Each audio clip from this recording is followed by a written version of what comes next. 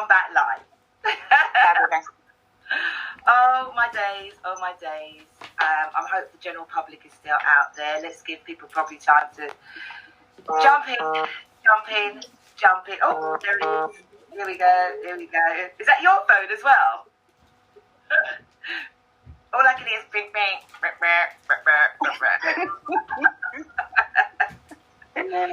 I'm actually running it off my phone now. I'm running off my phone now. Okay, let's hope you're plugged in. Mm-hmm. And you're good to go. All right. I'm good to go, darling. Beautifully, people are just joining us back live. So for anyone that joined us earlier, we had, thank you to my cousin, Leon, thank you so much for jumping in, having a look to watch how the show was coming across. And it's such a shame because everyone said it sounded good, but there was an echo from our beautiful Tash. So I'm going to go right back to the beginning. For those who are just even joining us, I know it's a repetition. Tash, please introduce yourself all over again. I love that I get to do this twice. Okay. Oh, So good evening, my flying kings and queens. My name is Tasha. I am the owner and creative mind behind Cornucopia Emporium, specializing in hand-poured luxury scented candles, promoting well-being and conscious consumerism. And I'm also the founder of Black Wall Street London, which is a black-owned business exhibition and marketplace which enables startups and existing businesses to showcase, exhibit and sell their brands, wares and promote themselves. I'm also an ex-vocalist. I love the way I love the way you piped in and went, I'm also an ex-vocalist. Listen, this girl has got a set of pipes on her. It is to die for. Now, before, as I said, those who heard earlier, Tash, you're not an ex-vocalist. Just get the hell out of here. You're always going. Listen, just tell everyone what you just said a while ago. Why, you think you're an ex-vocalist? Because you said why you sang. Because it feels like a closed chapter for me, because it was, something that I did while I was in Mexico. I lived in Mexico for 10 years, and I utilised music to heal myself. Your phone that's going duh? People say maybe. Yeah, I guess so. Let me turn off any alerts. Yeah, just turn it down. Yeah. Okay, go on. Sorry.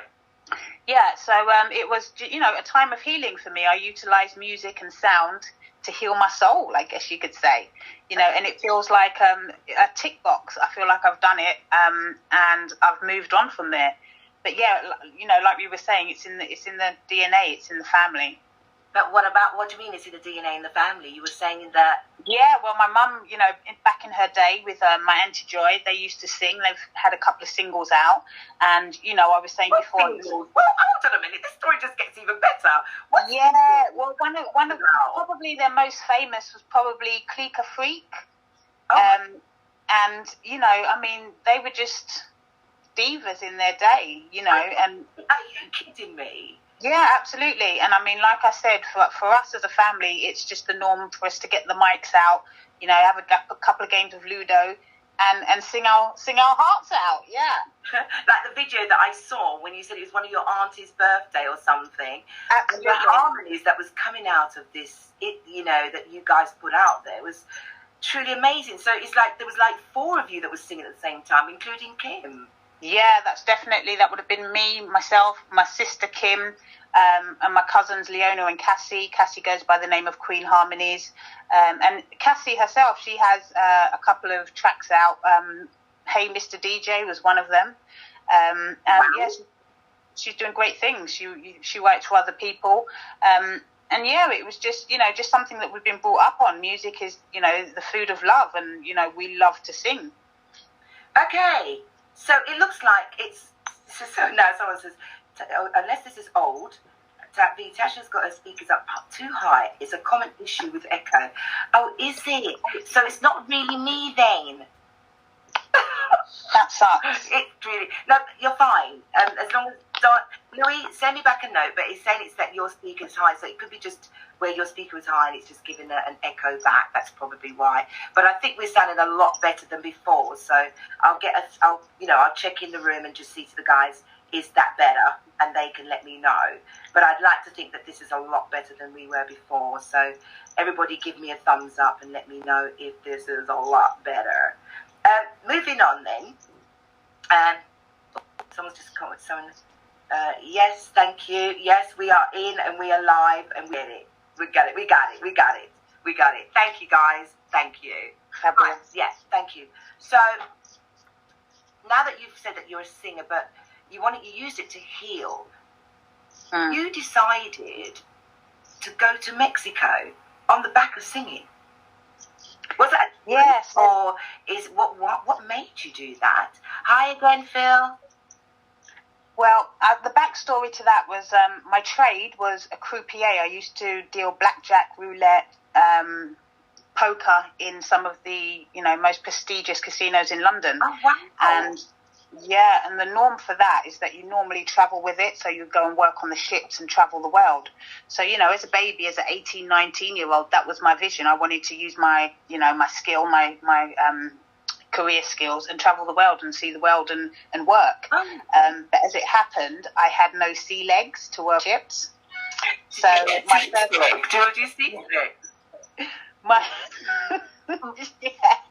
Sorry. So my first stop was Mexico, and I pretty much never came back. I went for 2 weeks initially and ended up staying for a couple of years. Came back, packed all the stuff up, and said, "This is really where I want to be." And then that was when I really started to follow my passion, which was singing, which I never had the confidence to do in a serious manner in the UK. And I thought, right, I was in a virgin town, there was dirt roads, there was nothing there, no supermarket. So I thought anything that I try is going to work, And it was so easy because there was no competition. I was the only black chick there. I used to throw on my wig and do my destination weddings. I used to rock it. Fantastic. And so you've gone into Mexico. Did you know anyone there? Was it just random? Well, I was there with my partner of the time, who was an Italian guy. 17 years we were together. And we met in the casinos, and we thought that's what we wanted to do. We wanted to travel the world. We'd done a bit of traveling in India as well. Sure. And we were going to set up a beachside hotel. And that never evolved. But I really found my voice, I guess you could say, and then kind of took that on seriously. And we did, a few jobs in between, opened like another restaurant, and I had an Italian deli called Omni Planet. But, ultimately... So you're singing, you're opening a deli, you got all anyway, sorry, I did not mean to cut you there. Carry on. So, all of these things were just stepping stones, just in between. But I really found myself following my passion, singing. And then, obviously, I connected with so many different street musicians, I guess you could call them. Yeah. And then having my London mind on, I thought, how can I utilise this to the best of my ability? And I thought, right, I've done all the strips, I've done all the clubs, I've done all the jazz festivals I can do. I've met some amazing musicians. I've learnt so much from them. Let me promote them. And so I opened up a entertainment agency called Jam. And I made a hell of a lot of money. I didn't swear, but F-Fidel, she was a promoter as well. Well, it came easily, you know how it is when you're in the music industry per se, and you're just around all of these people. And like I said, I think I must have had that London mentality, and I thought, right, because it was a virgin town, so to speak, it was young. I mean, there were no street signs at that point. It was literally like dirt roads, like I said. Wow. So the London mind just came into play, and I just said to myself, this is going to be so easy to build something from scratch and promote all of these amazing musicians that I have around me. And, destination weddings are the biggest thing. One day of somebody's life, people spend really big. Okay. And that's what we did. We promoted weddings, and we had, literally all different types of musicians, and they would cater to people's needs. And that's what I did, And then obviously I delegated, lighting and staging companies all under one umbrella. And we just rocked it for a while until the big guys came in. You've been there. So you didn't have any training though. Did you just? Were you learning off the cuff? Did you just watch everybody else and said, okay, that's what I need to do, and I'm just going to throw myself into it and just do that? Well, firstly, I had to get over my own stage fear, because it was, I know we're laughing about it, but it was a real thing for me. I think see. Yeah, I literally started off singing for free, and I used to do the whole strip of a little town called Tulum, and one day I would do blues in this place, jazz in another place, R&B in another spot, reggae in another club. Then I would do dinner shows and house music. So, and I was just building up my own confidence. And I first started off, I literally wouldn't even face the audience, and my partner of the time was saying, Tash, you need to start pulling in some money, make some money out of this, gain some revenue. But for me, it was a way to get over my stage fear and perfect my craft, And what a craft it is. And yeah, that's literally, I had the voice, but I just didn't have the confidence. So I just built it up by just singing on the strip, singing in Cancun, Playa del Carmen, Tulum, wherever I could. And then opportunities just kind of opened up, And again, it was really easy because there was nobody who looked like me, So I was literally the token black chick, so to speak. And the Americans loved me. Where did that take you? Where did that all take you? Do you know what I mean? So yeah, well, probably the highlight of the journey was being picked up by E! Entertainment. And we did some amazing, they called them the Fashion Experience Tours. So I would open up the shows for the modelling industry, I guess you could call it. And we toured all over Mexico, Oaxaca, Guanajuato, all over local, Cancun. Oh, wow. But that was a great experience just because it was bigger than anything I'd ever done. And then off the back of that, I got to open up the shows for the Riviera Maya Jazz Festival for the likes of Phil Perry, Tower of Power. Yeah, it was great. Absolutely fabulous. OMG. I just think that there's stuff in there that you just didn't tell me about. Yeah, again, I was talking about this last night. I rarely shout it from the rooftops. And again, it's that inner self or inner lack of self-confidence that we all have and that we're all working with. And it's because in my mind, I keep saying this, but I've seen some 15-year-olds that can blow me out of the water. So in my hello, me too. Yeah, so in my pitiful mind, it was something that was on my tick box. It wasn't that I wanted to be super famous with it. It's just that it was my passion. And I love going through my life journey, ticking the boxes that I want to tick off. So it was a personal achievement rather than I really have to shout this from the rooftops. It was a way that I literally made my money for 10 years, and it was easy and it was fun until it was not fun. Yeah.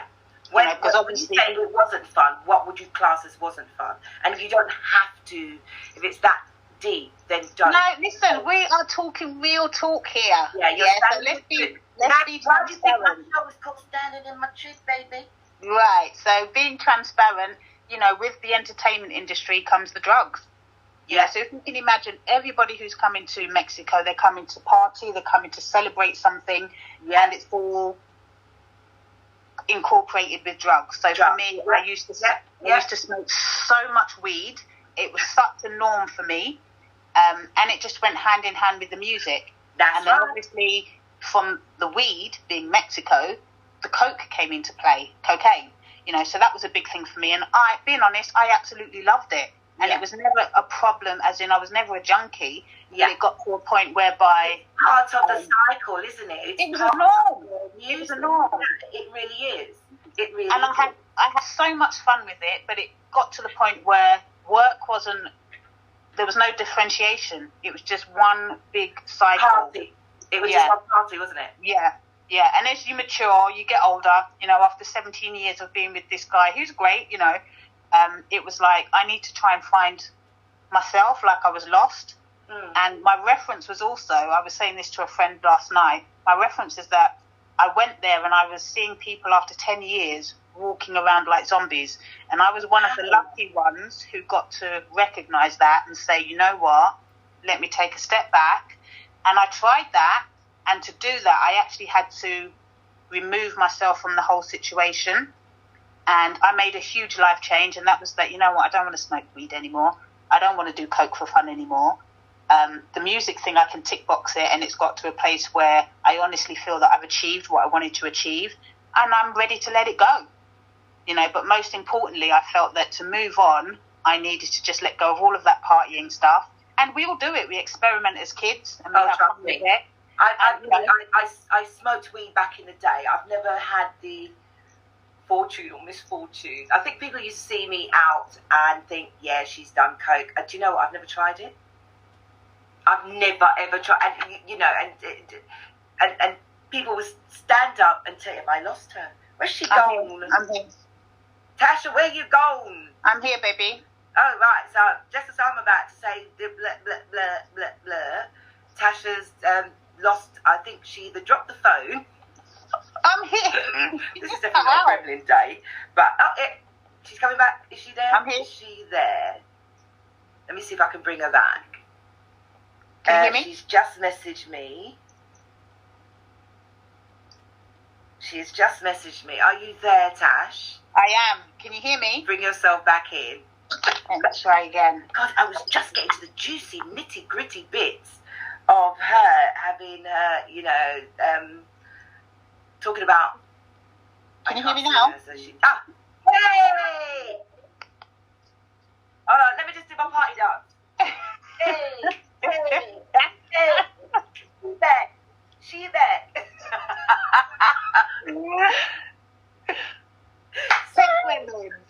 Gremlin. Sorry, everybody. I just have to do the purr because I'm happy now. Right. I was saying that in the industry, as we know, it's rife. Mm. And I smoked weed and drank for the whole of 2019, 18, 17, 16, a lot. So I totally get where you're coming from. I've never just tried coke, and I've been around it, and for all the people that I've worked with, the musicians, they can vouch for me on that one. Not that there's anything to vouch about, but I remember just around it and just I never felt the penchant for it. Does that make sense? Because I'm flatter. Yeah. Could you imagine? I'm nuts as it is already, right? I've got a screw loose, and you want to put brother, let me just do a bit of Jamaican. Brother, I would be in prison by now. I would have committed Harry blood clot Gary's. Oh, did I go live? That would have been Harry Carey if I had taken any other drugs. I just coped with the alcohol. But let me swing it back because it ain't about me. But that's the thing. On the contrary, alcohol was never my thing. I never, never been a drinker. So each to their own, Yes. And that's what I mean. It's good when it's good, and then it's ugly when it's not. Right. And that's probably one of the reasons why I can say closed chapter, finished and done, because the music went hand in hand, and it was great. Don't get me wrong. In fact, I wouldn't even change a thing. But towards the end, it's something that I really finalized. Is that when you decided to come home? Yeah, absolutely. I had to come home. And the funny thing is, my mum said, when I knocked on my mum's door, my mum said, who are you? Like, she literally didn't recognise me. I was that skinny. I was literally like a third of the size I was. And for me, I didn't even realise. I look back now and I'm like, wow, Tash, wow. And it was just, my mum, she's tiny anyway. And my dad's really big, so I can fluctuate between the two. But I really didn't see it. I was just having such a good time. I was eating fresh foods as well. So that was just my size. But when I look back now, I'm grateful, that I could have just said to myself, right, I'm mature enough to say enough is enough, let's move on. And I think that's probably another reason why I can say, for me, that's a finalised chapter. I don't even feel like I need to rehash it. I don't need to say I'm a vocalist. That's why I always reference to an ex-vocalist, because you are a vocalist. You just haven't. Yeah, but you know what I'm saying. Yeah. With a voice, someone said earlier, I think it was your friend, Phil K was literally. Hey, Phil. Yes, Phil. Yeah, we're both here. Someone says, back Satan. Don't let Satan talk to us. Phil's cray too. Phil cray. I like Phil. I'll be Phil with the chat. but okay, so let's bring ourselves back to here because we could go on that subject all day, and it's, you know, there's so much we could really talk about, and like China just said in the chat room, proud of you. I genuinely am proud of you too, because I know it's not an easy journey. People think to come off drugs is a very easy thing. It is not. Even just coming off alcohol or anything that's in a dependency. Sweets is a dependency. Do you know what I mean? Sorry, chocolate is a dependency. Oh, wow. And so, you know, the weight I put on through COVID. No. It's a dependency. I can't believe I had the chocolate there too. I know, prompted, waiting. But listen, we're studying up through. That's where the fat face comes in. Anyway, so, come on, you've got to have some humour. Absolutely. Back to, you've come to the UK and you've decided that, all right, what am I going to do now? What did you have in mind? Okay, so let's keep it real. Just finish him out, okay? Yeah. Let's keep it real. When I came back to the UK, I was broken. And I say I was broken because although I knew that I had to leave, I wasn't finished with Mexico as a paradise, you know. I wasn't finished with the whole paradise part of it. So I came to the UK. I'm such a sun baby. You know, I was thinking, oh, it's cold. I hate this country. It's freezing. Yeah. But I knew that I needed to come back here. And I was missing my family as well. Although, you know, Kimmy and my nieces and nephews, you know, Kimmy's kids would come out and see me and stuff. My brother Marlon, it's not the same as being right next door. So I was craving that family love. Yeah, it's medicinal. It's definitely medicinal. I'm going to go just a little bit back, because someone has just said in the chat room, I don't want to hail you out if Shirley doesn't mind me, but she said she's been smoking weed 40 years plus, and sad to say, but she can't give it up. Listen, Shirley, don't even be big enough, you know, making yourself feel that bad. I mean, Tash, would you agree? It's each absolutely. Listen, that's the manifestation. If you're saying that you can't give it up, you won't give it up, because you're programming yourself to feel that way. You know, for me, I know it sounds cliche, but for me, it was literally as easy. I mean, I don't even know what I was going on about. It was so easy for me to transition from smoking to not smoking. It was like a switch. But you know why, V? It's because mentally, the penny drops. You know, it's nothing that you have to do. It's just your psyche says, you know what, this is... You go through all the stages of your smoking and it's fun. You're smoking and it's a social thing. I used to smoke on my own 24/7. You know, and then it gets to the point where the curtain comes. Every time you have that spliff, it's like that dark curtain. So you go through the stages, and then it's your body that actually says to you, you know what, I've had enough. And until you've had enough, it doesn't matter what you say, what you think, you know, your body clock is still on that same path. But when mentally it clicks, and your body says, you know what, this is just not for me, you'll expel it. You know, it's like an exorcism. But, you know, some people are saying that weed is, you know, the weed is medicinal. So, you know, it is medicinal. There isn't anything wrong. But it's the kind of, you know, that's right, Shirley. When, the penny would have to drop. So someone can't, even if you've got health reasons, which someone just said, you could have health reasons, but it's that dependency, because that's what you're so used to. It gets you through the day. It's the tool. You just don't know how any other way to deal with it. Right. And for myself, I had to make that decision. I never forget, it was my ex-partner at the time that got me into smoking. So I used to smoke a lot of cigarettes. I was a social smoker. So I smoked like from Thursday to Sunday. Who does that? Do you know what I mean? And then I go to work Monday to Friday, and I party hard. Friday, party so hard. And then I got into the music. And, you know, Shirley, I wouldn't say you're not an addict. You're not an addict to weed. It is just, it's all right if you want to call yourself an addict, but don't feel bad about it. But our story is this. Our story generally is this. We just had to make a decision. And when I got into the music, it was, but then my partner said, I hate you smoking cigarette. Would you just smoke this? So he gave me this split. And because I'm addicted to cigarette nicotine, oh, this tastes good. I'll part the cigarettes and I'll smoke this. I was able to function. That's not a problem with functioning. It was just that it started to take over my lifestyle, whereas I wouldn't go anywhere unless I could smoke. Wouldn't socialise with anyone unless you could smoke. So I missed out on going to great places because you weren't allowed to smoke in there. Does that make sense? Absolutely. That's just in hindsight. So my circle of friends became that small because I was only dealing with people that smoked. Yeah. Because outside you had everyone who don't smoke. And you don't. Some people you just didn't want them to know that you smoke. If that makes sense. Yeah. So some people are hiding, and there's other times you just don't care. Lo and behold, when the music kicked off, and now I'm touring. I'm going to Australia. I'm going to Malaysia. I'm going to countries that I'd never dreamt of going to. Yes. When I had to make a decision, and it was Tenafly. God rest our rest. And he was smoking one day, and I just looked at him, and he just said, "This ain't for you, sis." And that's when the penny dropped. Yeah, small words that are so large. So large. And I thought, if I want longevity in the music industry, I've got to let this go. Yeah. You know what, Val? I can so relate to that.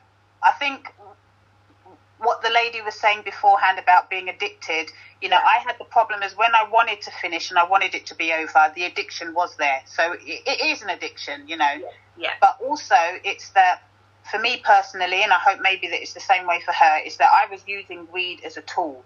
We all have a life story. I'll be honest with you, we're talking transparent. I'm actually a sexual abuse as a kid survivor. So weed for me. I didn't know if you wanted to mention that. Do you know what I'm saying? So yeah, it is what it is. Say it. Stand in your truth. And it is what it is. It's no sub story, but that was my story. And for me, weed was the healer of that. When I healed myself through music, weed was the first tool. Because when you're high, nothing else bothers you. It's all good. But when I'd healed myself with the music, that's what was left, and I didn't actually need the weed because I was okay with reality now, So it's a tool, and people use it in different ways. People's vices are different, whether it's alcohol or whatever. People use them as vices and tools just to get through their day. Yeah. And for me personally, when I felt that I was healed from within, I didn't need that anymore. And the worst thing is, I became the biggest preacher, because certain family members were still smoking. I'd be like, don't smoke, it's the worst thing you can do. The biggest hypocrite ever. Isn't that bad? Do you not find that ex-smokers are the worst? Ex-smokers are the worst. Ex-drinkers are the worst because we automatically become this condemned preacher. And it's like, oh, you shouldn't do this, you shouldn't do that. But yet still, we've done it. And hypocrites. I call anybody that's an ex-smoker. I put my hand up. Hypocrites. We are hypocrites. But, we're going to come off the subject, but Shirley, your story is big time, and we get it because everything you've just said about you function better on it, you were able to study well on it, and you do other things that you can keep up with it. That's because it's normalized. That's right. And after 40 plus years of smoking, you coming off it is going to be very difficult.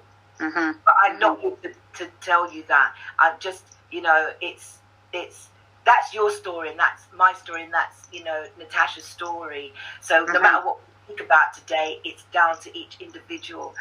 Going back to what you just said there and now, anyway. You smoked, and you are a victim of being. It's hard for me to even say the word. Child sexual abuse. It's everywhere. It's everywhere.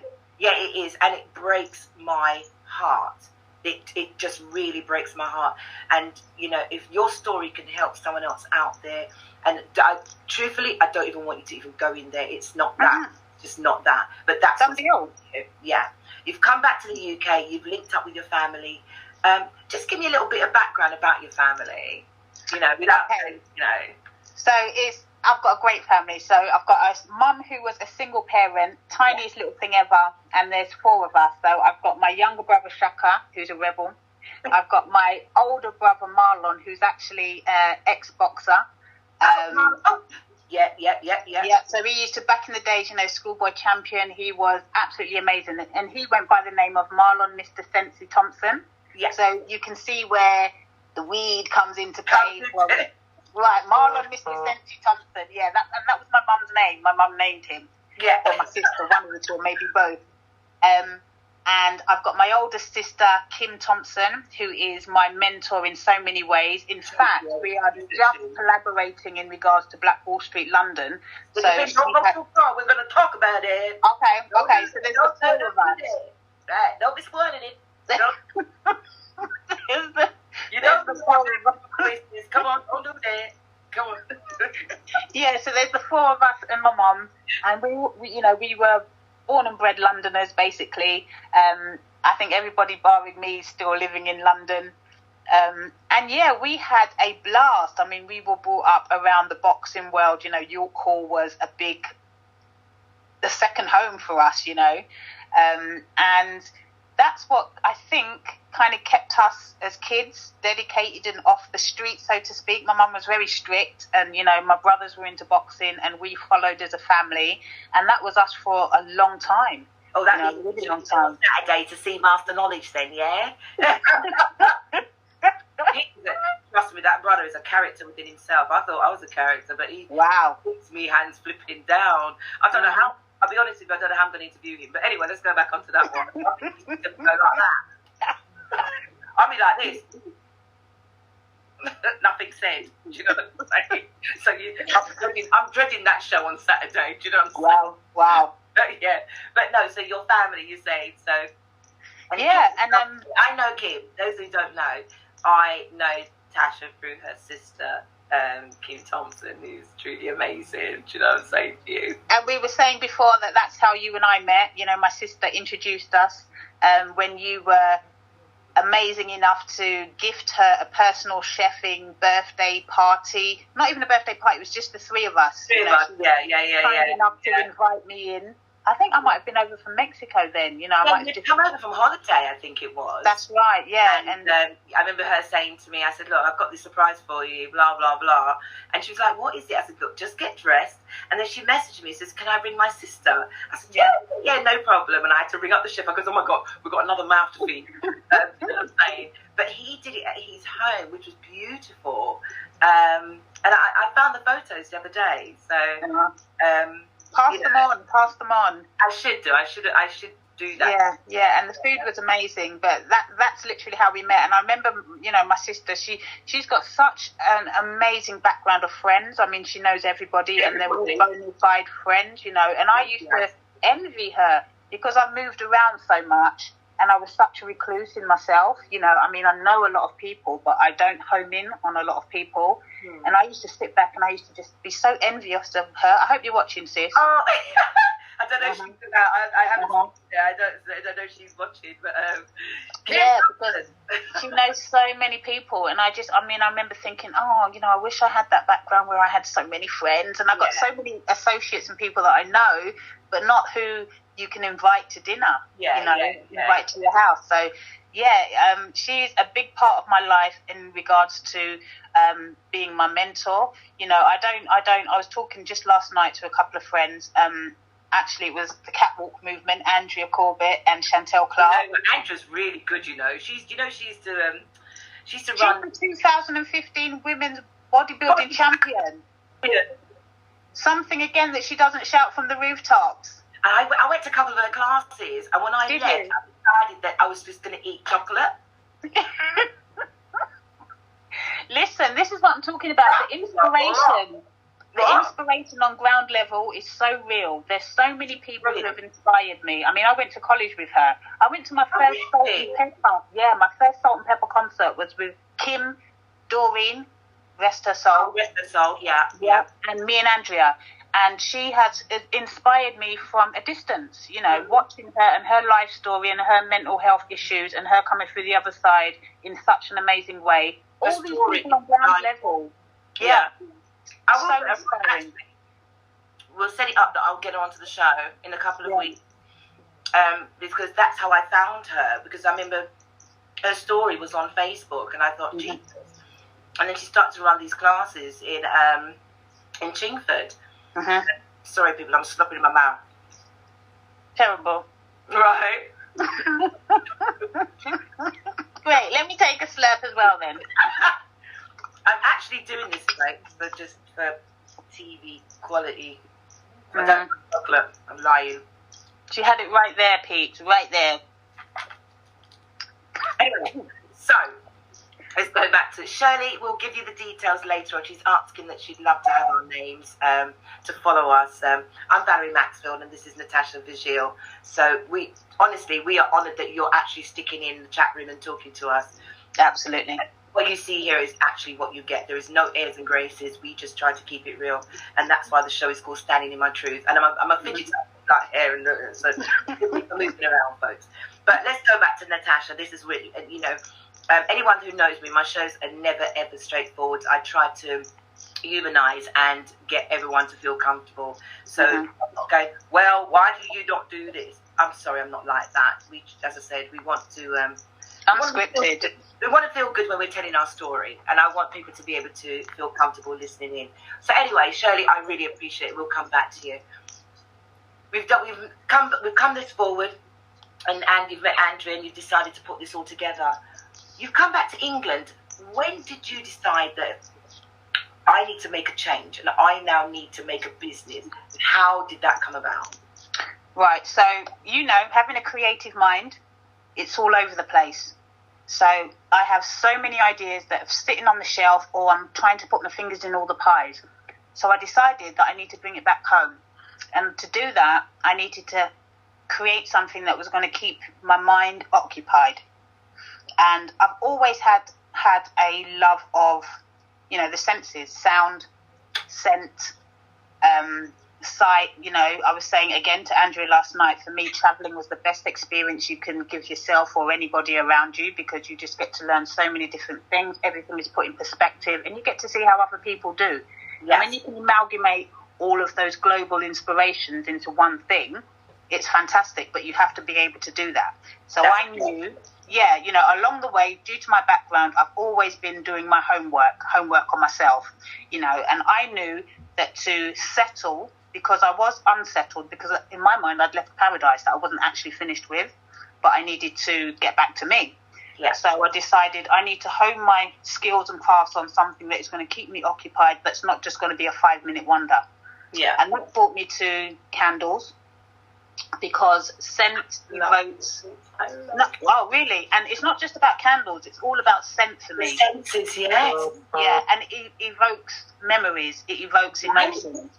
And I keep echoing this, candles is not just about pouring wax into a vessel. There's a lot of science behind it. So that aspect of it keeps my mind in check. It's interesting to me. I love discovering new scents. I love amalgamating scents together. But most of all, scent just gives me memories of my worldly travels. So that being said, to do it in a professional way, I said, right, I have to do this in a plausible way that is going to, 1, be able to make me a revenue, 2, keep me occupied, and 3, be a plausible business that I can actually say is a plausible business. Right. So I started making candles, and, I put my heart and soul into it. I'm so passionate about it. Stop. You didn't just start making candles. Right, let me just do this. So, because we're not on the OBS and I had all of this set up where you can see all the photos, I'm going to say this and you're going to finish the sentence. You had the idea, you did the research, it cost It cost, what, £3,000? I think in the region. It was a lot to start this to make it a business. Listen, this is me. I'm such a bargain chick, yeah? I hate name brands. Don't get me wrong, if I like it, I'll buy it. But I hate the whole throwaway culture that we have. So in my mind, I said to myself, this business is not going to keep me in the red for the first 1, 2, 3 years. So the brainstorming comes into play. How can I start up without actually having any debt? That was my primary goal. So I did a little bit of research and I came up with crowdfunding. I'd heard about it, but I'd never tapped into it. Now, don't get me wrong, V. It was embarrassing at first because you kind of feel like you're begging. Yeah, and you're wearing your creativity out there for everyone to make a comment. Right. But once you get over that internal stupid hurdle, it was a great means to, one, spread brand awareness, and two, make sure that I'm going into this business with money that, one, I don't have to give back, because that's the best kind of money there is out there. Yeah. And two, there's longevity in the business, because I'm not 1, 2, 3 years into the business in the red. So I crowdfunded, and I tapped into all of the government resources that I could find. So I did weeks and weeks, probably months, of just researching and applying for grants. And again, it was never about a loan, because remember, I'd been away for 10 years plus. You know, I was in India 2 years before Mexico, so it was a long time, and my status was alien. You know, it wasn't like, no, you know, I wasn't a foreigner, I wasn't a refugee. I was born and bred here. There was no status for me, you know, so I wasn't able to get any bank loans or anything anyway. So that was my stepping stone. It was crowdfunding and tapping into all of these government resources. And like I said, I'm a bargain girl, so before I put anything in my basket to buy, I just put it in my basket to settle. You know, if that makes sense. It does. So I tapped into so many grants. I applied. I used my blackness. You know, I was living in Devon at the time, and I said to I said to the Devon County Council, you know, I'm one of very few black businesses here. I want to represent Devon in a good way, and being black, I want you to help me do that. And I was allocated a £1,000 grant from Devon County Council under the scheme of Devon Delivers. Yeah. And that allowed me to go and exhibit at the UK Black Business Show. This is what I had as well. Never mind. I'm going to show your show reel. When I've done it, I'm actually going to put it up on our page and let that show of the back of our story. People really, really need to see that. So the crowdfunding, you needed 3,000 on top of the 1,000 that grant that you had. But you actually went above that, didn't you? Yeah, absolutely. We hit target. Don't get me wrong, there was a lot of in-betweens then, because I started off in car boot sales and marketplaces, plugging my candles and giving candles away and doing all of that groundwork to build the foundation. But when the idea popped that this could be a plausible business, when the feedback was like, okay, so this is a great product, you know, I know it, now the customers are saying it, how can I make this a plausible business? It was all about the financial struggle. And that 3,000, there was an amazing scheme, and it still is, on crowdfunder called NatWest Back Her Business, and I tapped into that, and they doubled my money. Wow! So, yeah, and it's still going. On top of the 4,000 that you made, they doubled that as well. Yes. So, and this was all, you know, new money. Those who actually want to do something like this. Listen, there's so much stuff out there. They, another story, but they don't want you to know or don't want you to have it, but it's actually there. Someone else said that on the last. It's your job to find it. You have to. You can't just sit here and say, "Poor me, why am I not able to get all of this?" You need to go and find it. Yeah, and there's a lot of grants out there. We had this conversation, I think, if you recall, on one of our shows, the motivational show, which is back in 2 weeks' time, with the parents and the girls who work in the councils and they work in the homes. They know someone got £10,000 for a grant for a small business. Yeah, but the government isn't going to give you that money. You have to actually go and find it, or it's word of mouth. It's not something that's advertised on a board for you to see. So, you know, kudos on you. Yeah, kudos on you. Thank you. Started the cat. You got that money, and with a lot, I'm sure you had a team of people around, and you start to get this pouring of the candles and marketing it. And oh God, people, if you ever see how beautifully packaged this product is, and trust me, she put a lot of work into it. I have seen Natasha, the packaging and everything, the marketing that you put into it is beautiful. And I'm proud. I, for one, am very, very proud of you being a black, business owner, to come up with something like that, because it's not an easy industry for you to be in. No, and that's the thing. You know, I took it by the horns, because I said to myself at the beginning, and I remember this when I was just putting the idea on paper, and I said to myself, there are so many different candle companies out there. How am I going to do this? You know, so I said, right, for one, I'm going to start out with 10 All right, so whoever's trying to play catch up, they've got to go, you know, there's a long race. I'm going to come out with 10 straight up. I'm not just going to come out with one. One. You know? And then I thought, you know, and this is what I suggest to everybody, is keep your business, keep your passion all about you.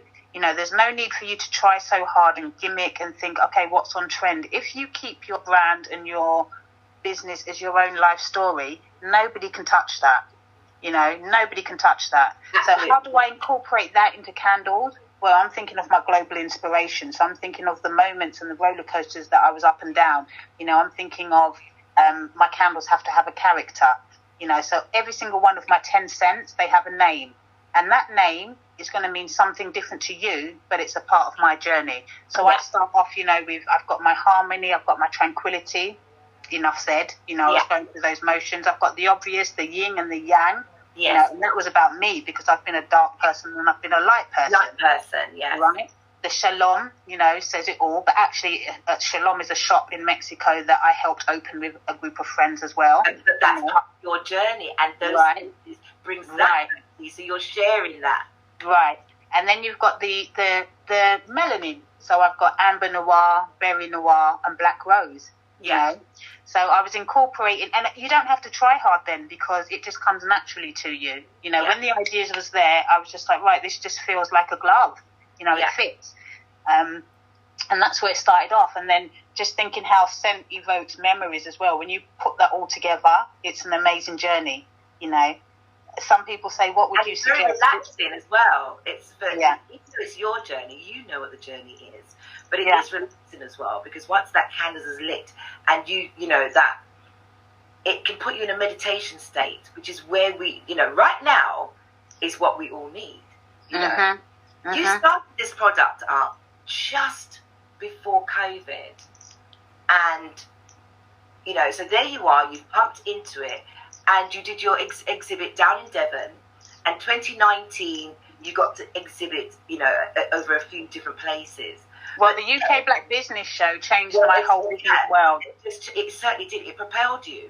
But then comes 2020, where I think you've only been in the business about a year by now, if I'm right. Yeah, the candle business. When I put the time together with the candle business, it's just coming into a year. And then you were nominated. Yeah, so the candle business is probably about 18 months old now. Right, so the transition is that I was sitting in car boot sales marketplaces. I've been to the UK Black Business Show only because I got this grant from Devon County Council that enabled me to do that, because it was such an amazing show. It blew me away. When I say we as a culture turn up, you know, suited and booted, I was in tears. I remember being in the toilets, being so overwhelmed. I was in tears. So beautifully again. Oh my God. Oh. It was so amazing. I can't wait for people to see this. But you know what? It was a double-edged sword for me, because my initial reaction was, this is such an amazing platform that it's not accessible to us. Right. You know, it was, if I didn't have that grant, there's no way I would have been able to afford, as a start-up business, between £600 and £1,000 just to have a small 1-by-1 pitch, or I couldn't even fit all of my wares in there. You know, with no disrespect to the UK Black Business Show, because that was my inspiration for Black Wall Street, London. I was thinking, if I can transition this into something that is accessible to all. And then you come into the Black Wall Street, London. We're coming to that. Yeah. But saying that, let me finish. The UK Black Business Show opened up my world business-wise, because that was the platform where I met other organisations like Hustle and Heels, like Coach Dorrit Harris. Yeah. You know, too many to name, but a couple of them are really inspirational for me. So that's kind of what opened up my doors in regards to, I don't have to be a market stall brand. Yeah. I can make this something bigger. Yeah. You know? So you've now come to 2019, and on top of everything and the people that you've opened the doors to, that's opened the doors to you, that's now inspired you, COVID kicks in. And with COVID, you're just about to be nominated. You've been nominated, you know, as a, you know, new business on the line. This entrepreneur, entrepreneur. Let me bring it up here. Entrepreneur. I got it. Unfortunately, we're not in RBS anymore, so I can't even bring it up. I'm so upset, right? Great British Entrepreneur Awards in partnership with Starling Bank. Yeah, so You were thank you. finalist, and man, just watching your journey is oh my God, it's beautiful, so inspiring. You know what? That was the recognition. The recognition made it real for me, and I didn't care whether I won, lost, or anything indifferent. For me, that was it. Yeah. And from that moment on, I knew that I could use. Don't get me wrong, it's not like a huge success, but it's a tool that you can use to drive everybody else. But because you persevered, absolutely, because it would have been very, very different, as I said, with COVID kicking in, and that finalist show was literally in March, April, so no one could come. No one could see that, you got dressed, you came online, you told us how you were feeling. It was beautiful to see, but it was such a shame we couldn't be there to witness. Yeah. We were now going into lockdown. At that point, you then started, we then had the George Floyd. Yeah. And everybody now was agitated. For the first time, I think, the country as a nation of black, Asian, mixed race, you name it, but anyone of color, even though we don't like colored, of color, started to say, I don't fit, I'm feeling that, we're screaming and we're, blue murder. But what COVID did was, it took away a lot of people's livelihoods. It allowed people to, for the first time, take a kick back, and look at themselves. Realign themselves. Yeah, those who didn't realign, I can't speak for you, but I can genuinely tell you that if I didn't, me personally would be doing this right now. But it allowed people to dig deeper than who they are. So if money wasn't, dig deeper to find the money. Does that make sense? For the first time, as a nation, we decided to stand up and speak up, and decided that things had to change.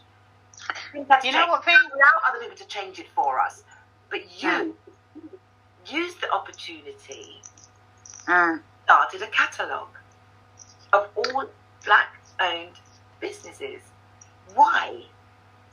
Yeah, so this is a strange one for me, because I got a little bit lost in this movement, I guess you could say. Yeah.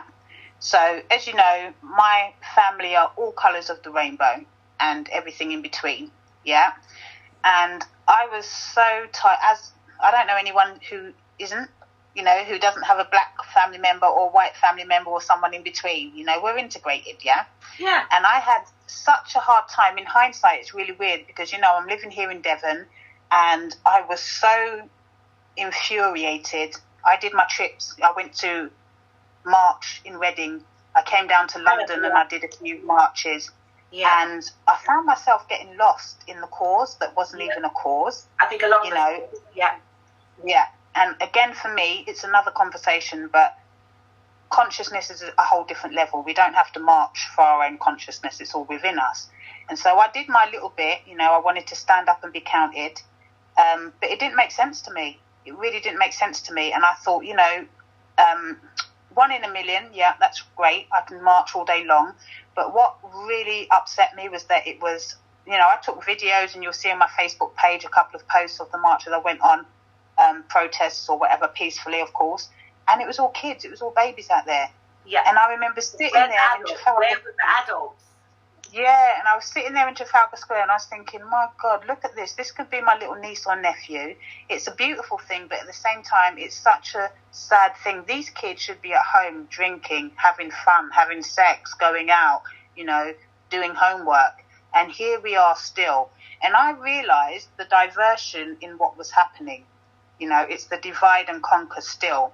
And some people, I get a lot of stick for this, but some people are, in my mind, as a nation, not even some people, we're so caught up in trying to tell this person you shouldn't feel like that, or we should feel like that, or we forgot about, the whole point is that we're supposed to be coming together. People are going to have a norm in their life. Now, I said this last night. I've got friends, white chicks, who I can bona fidely call them my sister, but I know that I wasn't allowed in their house when their mum and dad was there as kids because their mum and dad were racist. Yeah. However, today I still classify them as my sisters. Yeah, because you're not. It's not their parents; it's them that you're dealing with. Right.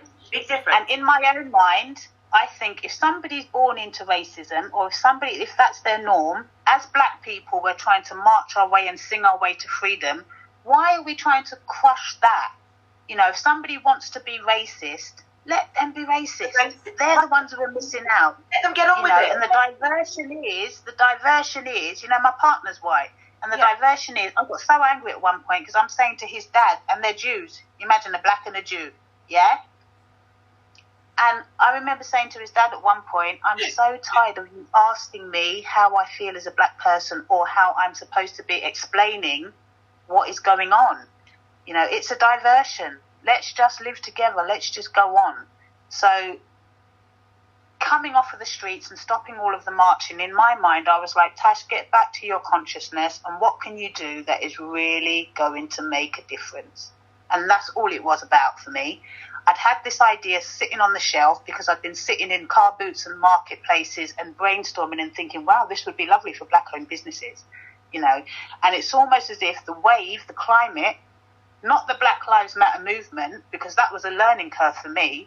It was just the timing it was a no-brainer. Yeah. And I said to myself, literally, if I don't do it now, somebody else is going to do it. Yeah. So I took the idea off the shelf, and even though it was lockdown COVID, which I honestly don't believe in, I'll probably get a lot of flack for that as well, another conversation. Even though it was COVID, my mentality was, if I can set a foundation now in this time and be successful to a certain degree, we can do anything. Anything, yes. Yes, yes. Totally. You know, and that was the of what you've done. The beauty of what you've just done is, as I said, you touched on 3 different things, which is keeping your well-being going, keeping your mentality going, not getting bogged down, and you didn't lose focus. No. You still was able to be, you know, use your initiative and focus and able to still put a business out there. And absolutely. Now businesses are clamouring to be in your catalogue. You started out with 1. I remember when you started, it was like 3 or 4. Now when you... I was scared. Oh my God, I was scared for you. I was scared for ya, right? But I love the fact that you didn't give up. There was days that I know for a fact that you thought to yourself, what am I doing? The days that you said, I don't know if this is worth it. What kept you going? Tell me what kept you going. Consciousness, because for me it was like, okay, I don't want to represent our excellence and be ugly, you know, so it was a matter of, I want to do something for us as a culture because we need the help. How can I showcase my own self and everyone who looks like me, but without eliminating the rest, you know? So that's where the concepts come up with. Everybody's welcome. However, we're just highlighting black-owned businesses, but everybody's welcome, you know. And there's somebody called Hugh Bellott, and he's Hugh and Lorraine from Black Business Recommendation Facebook platform, and he said something that really hit home to me. He was like, you know what, we need to learn from one another. Us as black people, we're probably about 50 years in business-wise, right? Whereas everybody else, they're hitting the 400-500 year mark.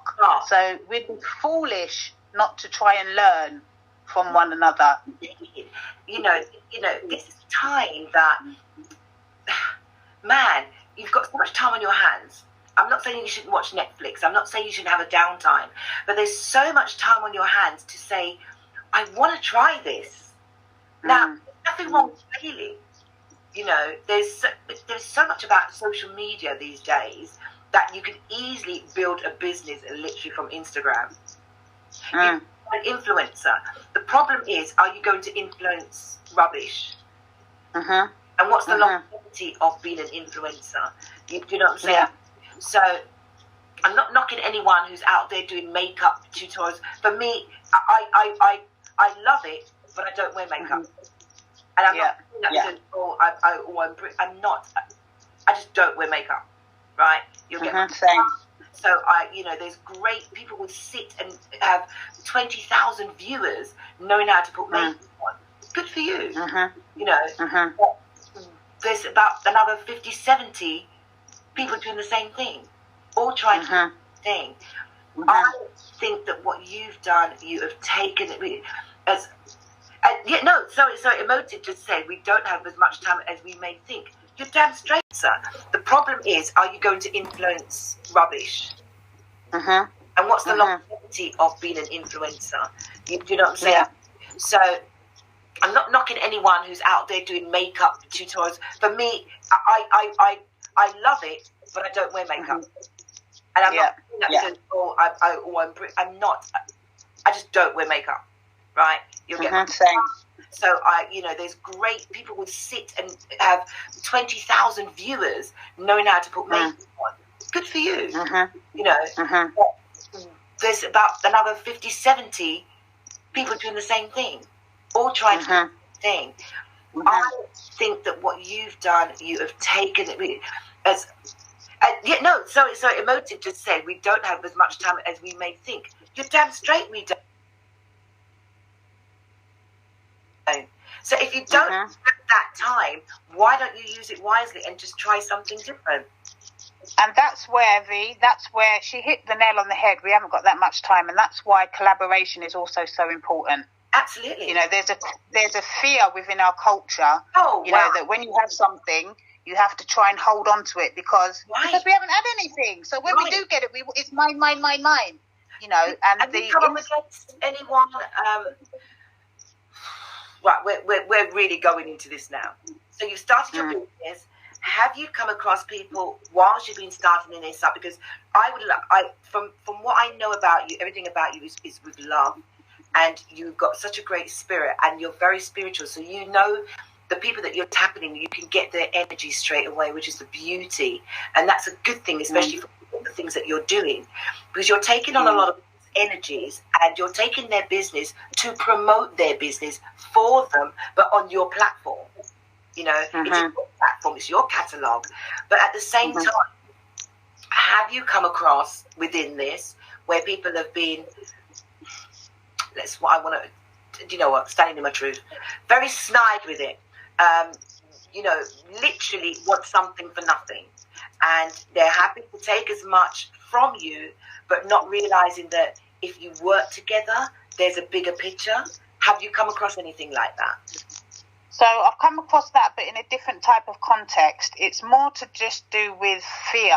Again, touching on that, there's just this inbred fear within us about being vulnerable and accepting a collaboration. So it's not that people want to take and not give, because I tell you what, we started off with maybe 18, 20 exhibitors, and now we have 60 plus,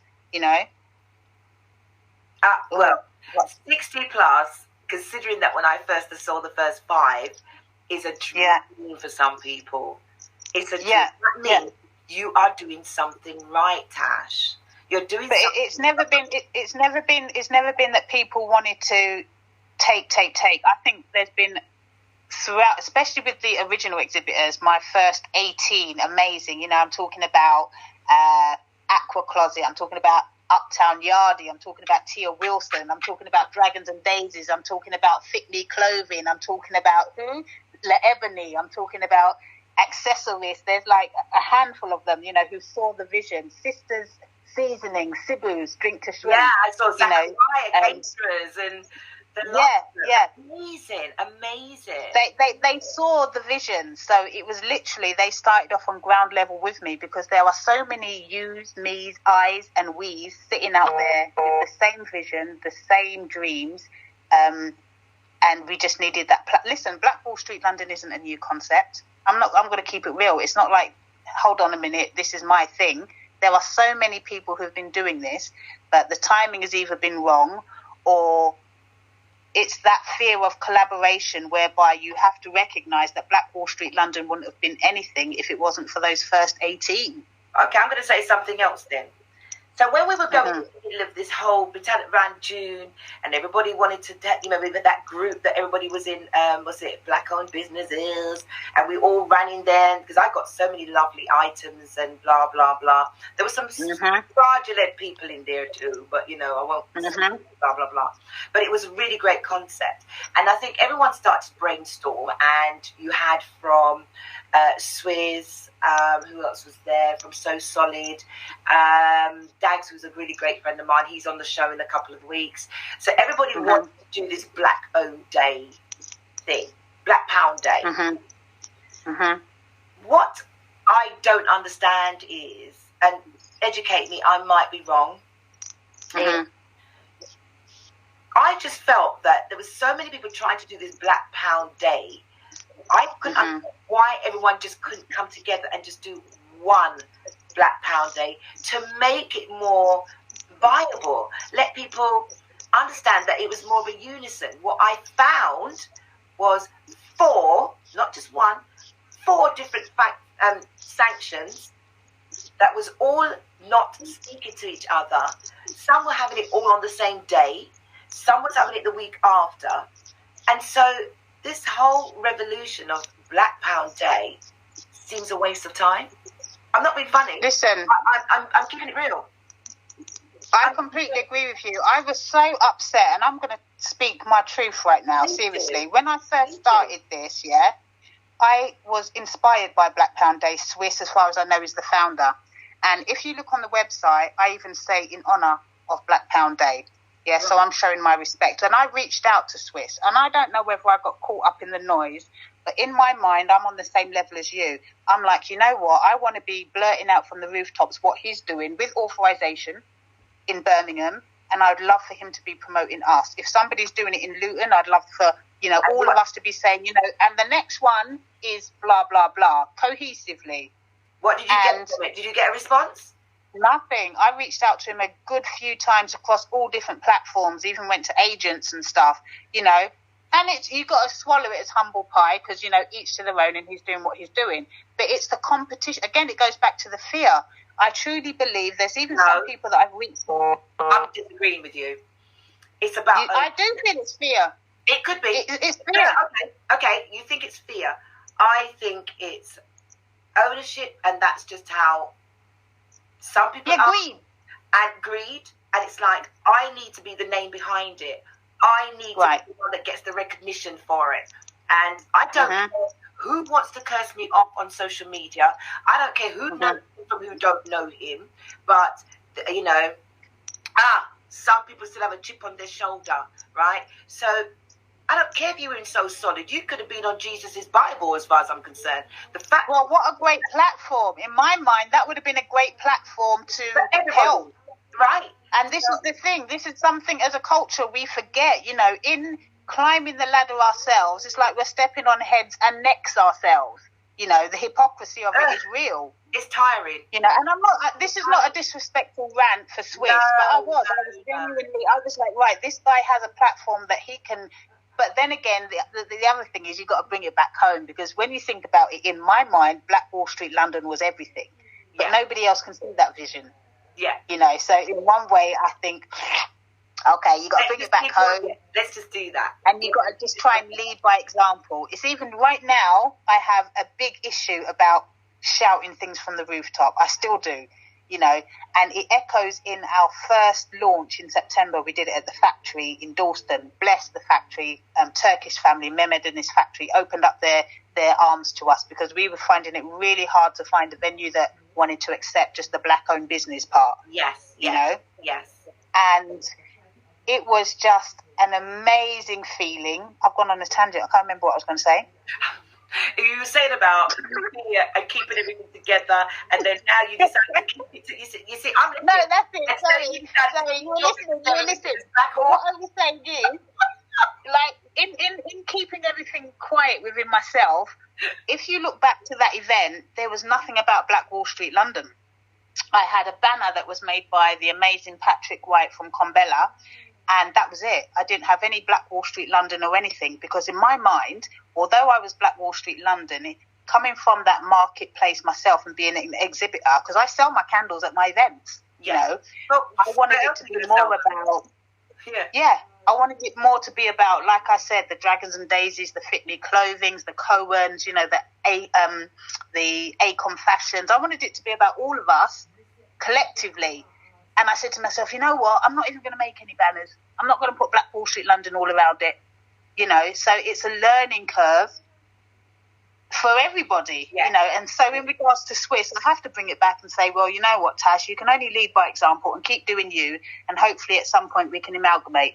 Because that was my initial dream. When I saw Black Pound Day, I was like, right, not to ride on his wagon, but let's procreate. Let's have babies. Let's have little black-owned business babies. Yeah, I reached out. It had nothing to do with me, but, you know, me being outspoken as I am at the best of times, I like yourself, I kind of got caught up in that. I didn't get caught up in Black Lives Matter. Don't get me wrong. What I got annoyed was that, like yourself, mixed family, you know, of colours of... having to sit on the fence.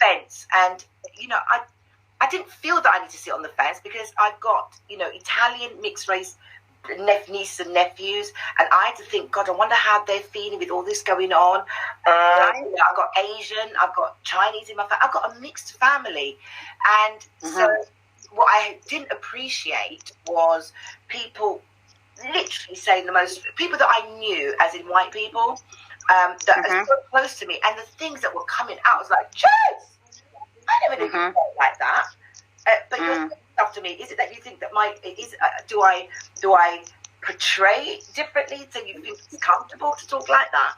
So I kind of really got caught up in all of it, and then one day I, like yourself, I had to catch myself and go. As a matter of fact, I really don't give a shit, excuse my French, what you lot want to believe. I really cannot be doing this right now. I have to keep my well-being together. If you want to call me out. If you want to stop talking to me, if you want to, your business. Yeah, it's really your problem. I addressed certain people. I took certain people off my social network because the language was foul.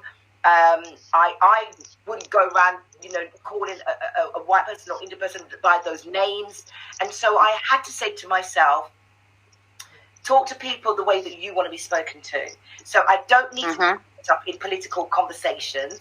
I don't have to post anything about being black. But I did go out and say, don't call me out. I'm so upset. You're calling me out. Don't do it. Right? Because it's really for me.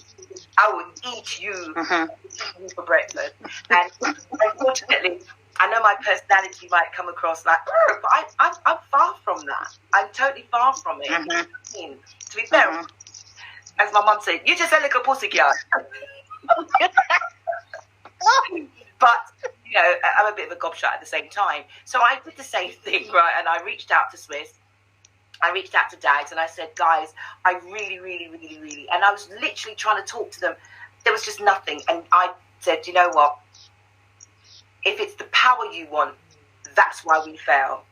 And I'm going to say, it's the power that they want. They need to feel recognized. And I'm not taking that shit back. That's how I feel about it. And that's why some of us will fail, because we want the power. We want the recognition so much that you know, just by someone speaking up or even asking you for assistance, they feel that you're jumping on their bandwagon. You know what I'm saying? So that's my take on it. And when I saw that, I thought, my God, I actually don't want to do anything with it. I was only making a suggestion, and I'm saying, like Natasha, Michael Simon's doing this, that person, how all form a committee, and let's just have a festival, have a Black Day festival in 2021, or and anybody that have the idea himself, go ahead. You a bitch, give them a bit. Sorry, as someone said, right? But you know, and I thought, my God, this is an opportunity for you guys to really, really make a difference. But on the news, and this person was like, "Oh," I thought, I just switched off. Bye. Let me carry on with my life, because I've got this part without you. And all I was trying to say is, let's come together. I agree, but it's a learning curve. You know, you have to not even let them take you to that place, you know, because I've got to put I get it, I can see, but I've got to put my hands up and say, before I was doing Black Wall Street London, I didn't know any one of the 60 brands that were on Black Wall Street London. So shame on me. You were meant to do that. Taj, let me tell you something, girl. You were meant to do that. That's the journey the universe gave you. You followed your instinct, you followed your journey, and you followed your spirit and your heart. And you said to yourself, I'm not doing this. What's that tune that says, I'm not doing it for the likes? What's that? There's a tune that's doing it for the love, whatever it is, right? Okay. I'm rubbish with reggae music, so. No, I'm joking. I'm taking me no reggae music like dirt, right? But you didn't do it for the likes. You weren't doing it for the, you know, the love or the likes. You did it for a passion. So Natasha absolutely is the owner of Black Wall Street London. Those who have seen the BWSL logo across Instagram, across Facebook, Cornucopia Emporium, this is the young lady that owns it. This is the young lady that has taken her energy, her time, and her expertise to say, I'm not going to follow the consensus of what everyone else is doing. I'm on my journey. Do you know what I'm saying? And Natasha, I'm hoping that I've covered as much of it. Now, before we go and get off this, because we've been going now, blah, blah, blah, blah, blah. But we started a bit late, so we can take on another. We got time. We got time. Right, and I'm hoping the people out there, those who joined us late, those who's joined us in the beginning, some who've logged in and logged off, I hope that they found... This is such an interesting conversation I've had with you today. It's been beautiful. Do you know what I'm saying? I feel the same way. Absolutely beautiful. And it's great to just be able to open up. And I got a feeling that it'd be really good when you do the next show, because you were scheduled for the 7th of November for your one of your biggest show was going to be, the exhibition was the 7th of November. But COVID has locked it down. Do you know when your next date is going to be? Yeah, so this is a work in progress. So literally, we're waiting on the venue, and this is actually news hot off the press, because I've got a feeling my sister will say the same thing, is that Truman's are not in the situation to be moving ahead with the next event. So sad. Due to the current climate, you know, we haven't been given 100%, but it's looking that way. You know, I'm saying to all of the exhibitors that I'm going to update them next week, but it's not looking good. However, all I've got to say is hang in there, because now hopefully people can kind of get an understanding in regards to why Black Wall Street London is a bigger vision than just a retail marketplace. You know, you can understand now, coming from a performing background, that's why we've got additional elements such as, you know, the fashion shows, the dance crews, amazing dance crews, VST, Versatility Family, you know. People are writing books, you've got poets, you've got... the spoken word. Because you've got... it's literally... The vision is to just have a platform to showcase our excellence, so cohesively we can come together as a brand of Black, just to showcase. However, everybody is welcome, like I said. I mean, I've got followers like Phil.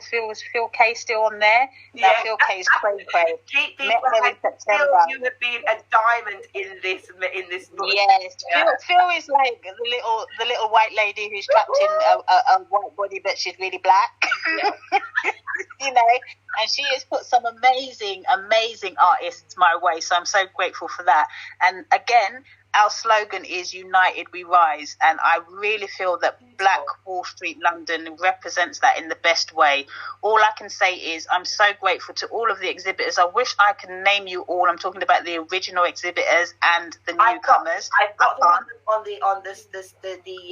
show reel that I had, we were going to run in the OBS.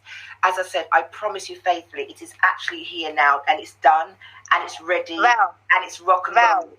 Yes? This is how people have seen the vision. Out of all of them exhibitors, with the understanding that we're in this current climate, I gave them all the option of, 1, you can get a full refund, 2, you can roll your registration over to the next event, or 3, you can roll it over to an event that's convenient to you.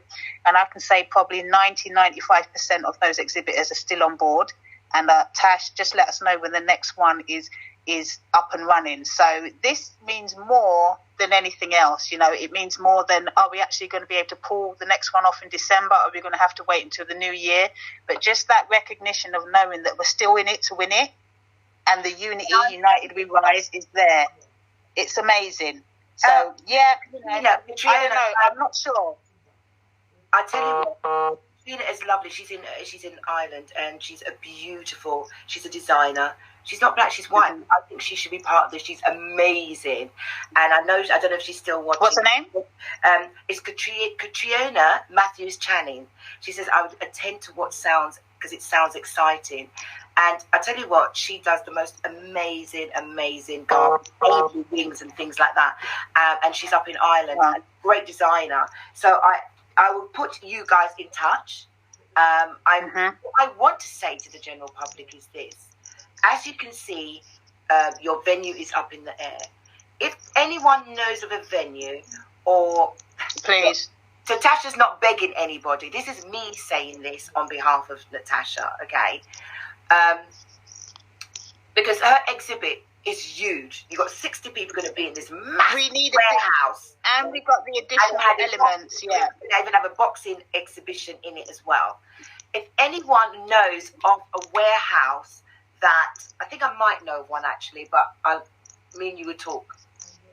I've got someone but we'll talk. But anyone at the back end of COVID who you think is going to be open and adverse for an exhibition for people to come and have that, people can watch, come and have the exhibition, and other people attend, can you reach out to me? Or reach out to Natasha Vigille. She is on Facebook. She's also Cornucopium Emporium, and she's also Black Wall Street London. She's also on Instagram of both the same names. Her sister is called United We Rise. She's a UK. United We Rise UK. I'm hoping that she doesn't mind me saying, yes, Phil, you're going to beg. Phil's going beg. Is it Greg? I can't cope with it. Right. So what I'm saying is, anyone that is happy to give you an idea or know someone, please, I'm begging. Please get in touch with Natasha or myself, and I will pass that information on so this exhibition can still take place. I know that it will, but I think there's nothing wrong with me asking the general public. Thank you. Sorry, thank you so much, because the plea is so important. Don't get me wrong, we've got plan B, C and D, but the hardest thing is for one being accepted as, I don't know what it is, the black-owned business bit at the front, people think there's going to be a riot or whatnot, but the hardest thing is finding a venue. So, and it's not so much that we haven't got plan B, C and D, like I said, but it's one, the current climate, and two, the hardest element of putting this together is actually finding that space that is, because it's exploded. That can house us all. So I really appreciate your plea, and echoing that, if anybody's got any space that's big enough, please do get in touch with myself or V. I appreciate you, V, for that. That's absolutely fine, and I will keep my eyes and ears peeled out for you. As I said, we didn't touch too much on the fact that you deal with, mentoring and well-being. And it's another subject that we will, because as I said, it was such a beautiful conversation, and I don't want to and it's almost like there's so much more left to say as well. Collaborations to come are fabulous. Yeah, someone said stupid Boris. We could have been doing this if it wasn't for stupid Boris. But we will revisit. So I would say that in December, when you find the next one up, because I'd love to come along and go live with this all happening. It'd be amazing. We spoke about that. We did, didn't we? And it's funny because I wasn't even available on that Sunday, but now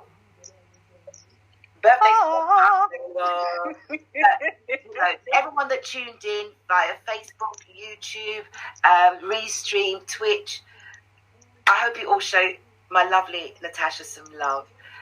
There's so much more that we could go on tonight. As I said, United We Rise is run by her sister. UK is run by both, but her sister is a mentor and doing counselor. She does counselling. Amazing. So I will be getting her to join my motivational group in a couple of weeks, which is with Tamara and Francesca and my lovely, oh my God, Jesus Christ, I can see it, Rachel. So I'm going to throw Kim in the mix. So there'll be 4 panelists in 2.5 weeks' time, and then we can talk about We Rise United. Please, people, this is not all about black people segregated. It's just showing that, this is what some of us as black people are doing. I want to thank you so much for being my guest. Thank you, Queen. It's got me grand. I'm only joking. You know what I'm like. It's difficult because, you touched on something earlier just before we go. People have the prettiness and the fandangles, and I think I focused on having the beautiful backdrop and the beautiful this and da when I could have just kept it dead simple. And I think again that all comes with wanting to be perfectionist, and you think that people want perfection. I'm sorry to say, this is perfection. I'm absolutely honoured, and this is perfection I am dealing with right now in front of me. So thank you for agreeing for me to interview on Standing in My Truth. Thank you for on my show. Val, the pleasure has been all mine. Not forgetting your career, your amazing singing career. I actually just bought your single the other day, So High. Thank you. Thanks. Mm-hmm. You know what? I try not to even think. Practice what you preach, girl. Practice what you preach. I know.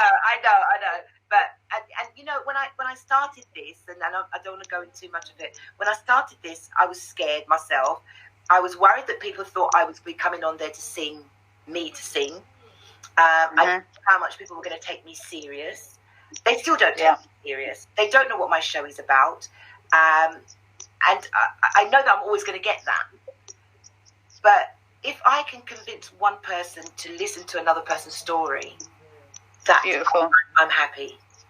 Because I'm not making money out of this. This is no monetary. There's nothing out of this I get for money. I take pleasure of having a conversation. I take pleasure from that.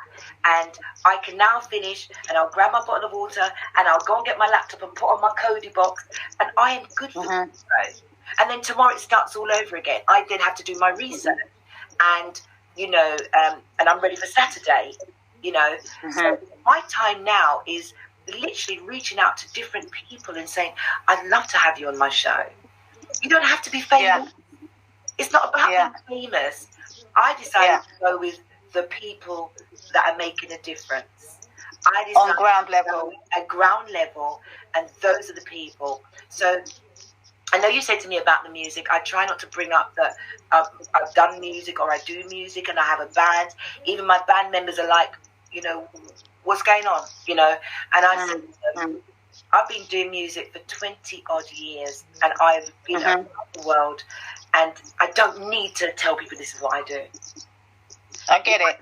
However, ladies and gentlemen, you can still go to Black Wall Street London, www.blackwallstreetlondon.com. Go to the virtual market page and you can pick up So High, Valerie M single on our virtual market page. Oh, you are to the Cardi B. You're rubbish.